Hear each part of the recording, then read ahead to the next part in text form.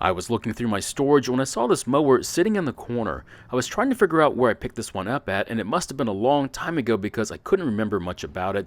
The only thing I can say is that it has a bulletproof Briggs flathead engine on it, no self-propel, and a metal mowing deck. And if we get it working again, it'll make somebody a great mower. Hopefully, we don't find any surprises. In today's project, we look at this Yard Machines mower, and the problem is that I don't know if it runs, and I'm not sure why someone would throw it away.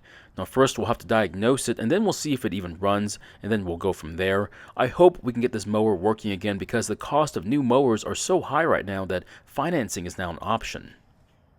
Now, I'm going to try and repair this mower, however, it may not be the exact repair you need to make to yours. We'll explore other options later in the video. Now, we're only going to mention what these other options could be. We don't have enough time to look into them, but if you need more information on these options, you're welcome to ask as many questions as you need to.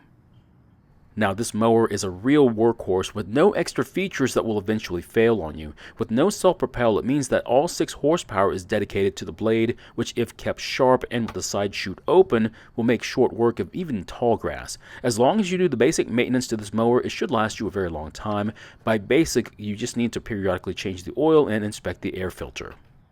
Now there is oil in the engine, and it looks like the fuel tank is empty, which makes sense because it hasn't been ran in a long time. Also, on this style of fuel cap, make sure this metal disc is attached to the cap because it's part of the venting system. Without this part, the tank won't be able to properly deliver fuel to the carb, and the engine will only run for a few minutes before stopping. After laying the mower on its side with the oil dipstick, we can see that the underside of the mowing deck is in surprisingly good condition. I don't see any grass clippings underneath here, and the only thing I could guess is that I must have cleaned it a long time ago before putting it into storage. Now the blade is also in okay condition, but there's a chip on the edge. If it doesn't start, we may have to inspect the flywheel key. The next thing I want to do is to remove the air filter and put some fuel into the carb's throat and try starting it. Now the air filter isn't that bad, so more than likely I'm going to reuse it. Now if it does run, it means we have a working ignition system and the engine has more than enough compression and is not worn out.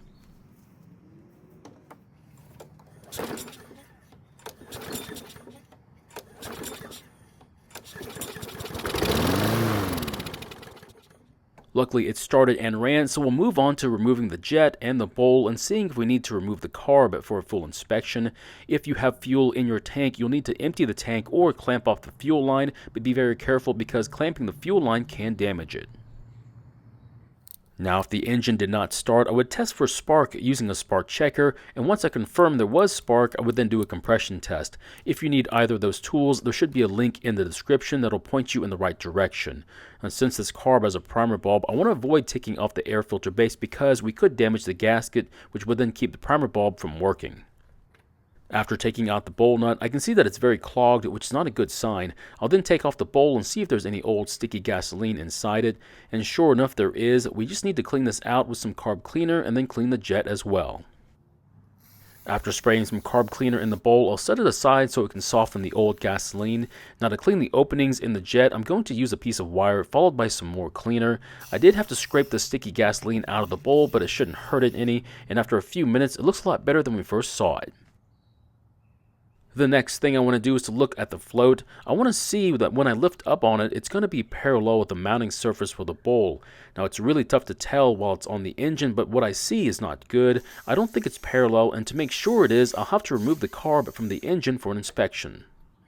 Now typically I just replace the carb and don't worry about replacing the seat, and there's a good reason why. My success rate when it comes to replacing them and it not leaking is very low, probably about 25% at best.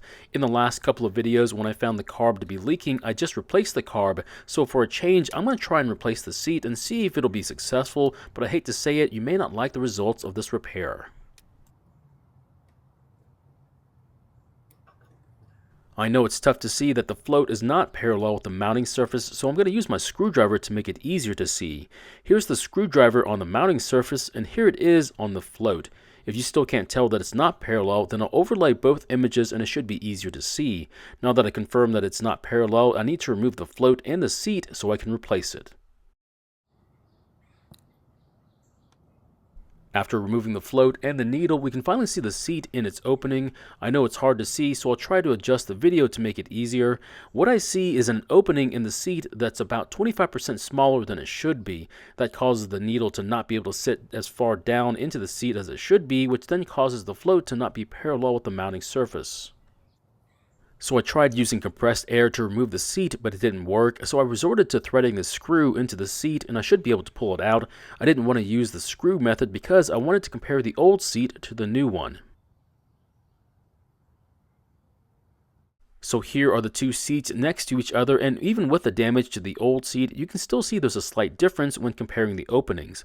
The next thing to do is to install the new seat with the rib side facing the carb and the smooth side facing the needle. Once the seat is in its opening, I'll use the back end of a drill bit to push it into place. Once the seat is in place, I'm going to show you a comparison shot of the new seat to the old one.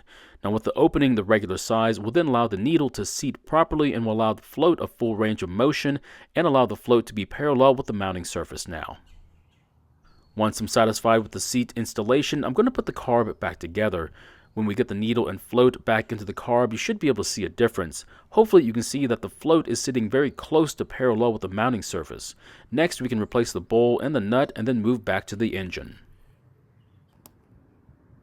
Before I install the carb, I want to replace that fuel line. Since the line has become brittle, it gives us a clue as to what happened to this mower. More than likely, someone put ethanol gasoline into it and then just left it unused for a very long time. All the components were then exposed to the ethanol for a lot longer than it should have been, and it destroyed all the rubber parts like the line and the seat. That's the reason why it's important to only use 100% gasoline with no ethanol.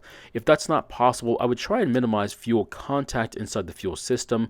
What I mean by that is to only put enough fuel in the tank to finish mowing, and if it dies partway through the job, I would just add more fuel into the tank. If you have some fuel left over, I would drain what I could and then run it dry. I know that seems like a hassle, so if you're fine with replacing the carb and fuel line in a couple of years, then don't drain it. When installing the air filter base, don't forget that this port connects to the breather hose for the emission system. If you don't, you run the risk of letting the engine breathe in unfiltered air, which will eventually cause your engine to wear out a lot faster than it's supposed to. After getting the carb and filter back on, I'm going to drain the oil so I can change it. Now, it would have been better to have ran the engine to get it warm, but I don't want to use the oil that's in there right now because it looks really bad. The most important part of this whole repair is adding oil to the engine. Now this is very important because if you do it wrong, the engine could wear out much sooner than it's supposed to. The oil needs to be on the dipstick in the marked area, and it's also very important that you do not overfill it as well. You might have to check it multiple times until you get a good reading. Now if the level is low, add a few ounces and then check it again. I know this looks tedious and it can be, but like I said before, this is very important. I would take my time doing it right. Now once we get the correct reading, we'll then add gasoline to the tank. Before I add gasoline to the tank, I want to remove the air filter, and the reason is if the carb starts leaking fuel, it could saturate the paper air filter and I don't want to ruin it. I'm also going to leave the air filter cover open so we can watch for leaks. Now I've sped up the video, that way it'll be easier to see if the carb is leaking, but it will be pretty obvious if it is. As you can see, it's leaking out of both of the openings on the carb, which means this repair goes down as a failure. Or does it? What I'm going to do is start the engine, replace the air filter, and then mow the grass until it runs out of fuel. Then I'll add some more fuel to the tank and we'll see if anything changes.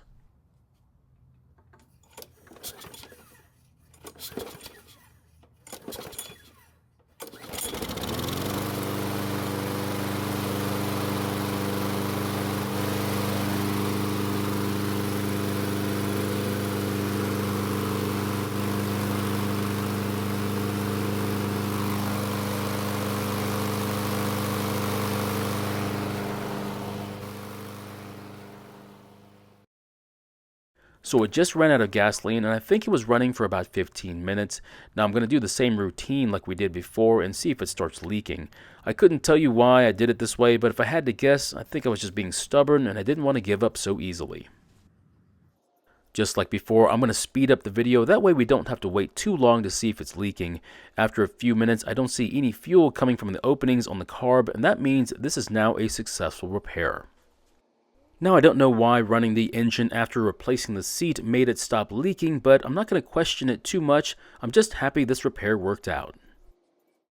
Another option to fix a leaking carb is of course to just replace the carb, but it does cost a little bit more than replacing the seat by itself. So my question is, would you try fixing a leaking carb by replacing the seat, or would you just replace the carb? Personally, I would rather replace the carb because I hate wasting my time on failed repairs. Thank you for watching. I really do appreciate your time here. Please feel free to ask me any questions about this project or your own projects, and I hope to see you in the next video.